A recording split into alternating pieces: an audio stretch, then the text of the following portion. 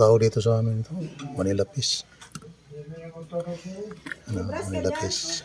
Sabawan.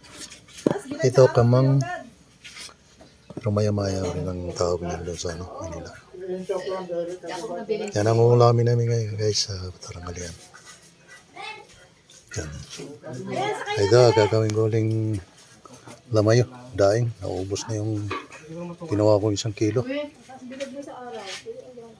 Mabilis maubos yung daing pagkalamayo guys. Allah, bakit ano gusto mong isda? Hilaw? Linisin para gawin daing na ito. At ito yung Panangalian. Sasabawan na naman guys. Okay guys, thank you for watching. And good morning sa inyo lahat.